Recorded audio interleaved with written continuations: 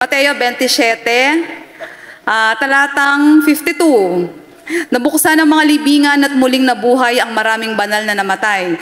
Lumabas sila sa libingan at nang muling mabuhay si Jesus, sila'y pumasok sa banal na lungsod at do'y marami ang nakakita sa kanila. So ibig sabihin, may nabuhay na pong muli. May nabasa na po ba kayo kung ano ang nangyari sa mga nabuhay na ito? Kasi ang sabi dito ay, dooy marami ang nakakita sa kanila. So nakita sila dahil lumabas sila ng lungsod.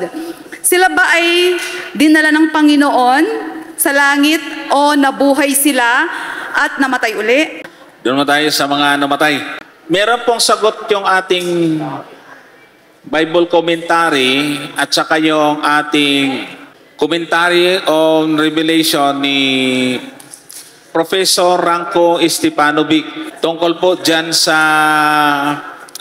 Mateo 27 na yan, 51 at 52. Ganito po mga kapatid yung isang pahayag ni Professor Ranko Stefanovic at saka yung sa ating Seventh-day Adventist Bible Commentary 1980 edition sa volume 7 ay ganito ang ating mababasa. Ito ay tungkol po doon sa 24 elders sa Revelation. Connected po ito doon kasi. On this basis, if the 24 elders are human beings, it follows that they must be men already in heaven in John's day.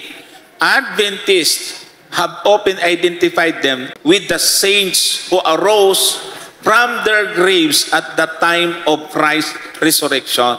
So, ibig sabihin, yung tanong kung namatay ba sila uli, ay hindi. At ito yung nakikita natin na malaki ang chance na sila yung 24 elders na nakita ni John doon sa langit.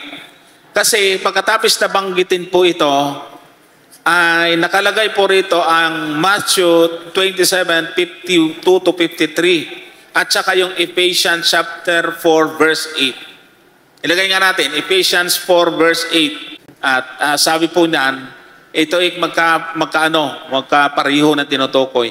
Kaya sinasabi niya, nang umakyat siya sa itaas ay dinala niyang bihag, ang pagkabihag at nagbigay ng mga kaloob sa mga tao. So, yun ang patutuo na si Kristo ang totoong Mesiyas. Kasi nung namatay siya at umakyat sa langit, may dala siyang bunga ng kanyang, kumbaga ay ebidensya na siya ngayon. Since that is group known to have already been resurrected, the main resurrection is still future. So, yung general resurrection ng mga matuwid. 1 Thessalonians 4:16, it is certain, therefore, that the presence of human beings in heaven cannot be taken as evidence that the resurrection of all the redeemed must precede the events portrayed in the seals. Another interpretation compares the 24 elders with the 24 courses of the Levitical priesthood as the priest ministered before God in the earthly sanctuary. So John sees 24 elders ministering in the heavenly sanctuary.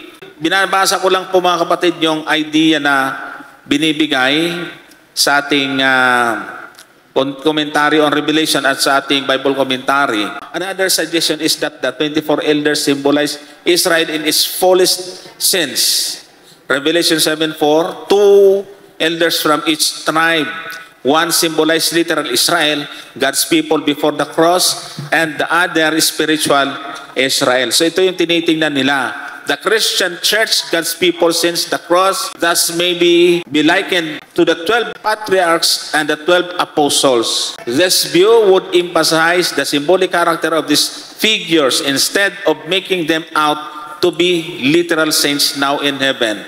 Sa Seventh-day Adventist Bible Commentary, Volume 7, page 767 hanggang 768. Ayan, ito po ay yung Bible Commentary na 1980 edition natin. Maring possibility, mga kapatid, na yung 24 elders ay human, na mga tinubos din, at possible na ito'y 12 sa Old Testament at 12 sa New Testament bilang representative ng lahat ng mga naligtas. Kaya Yun yung yun yung ebidensya, yung 24 elders doon sa Matthew 27, 52 to 53. Po.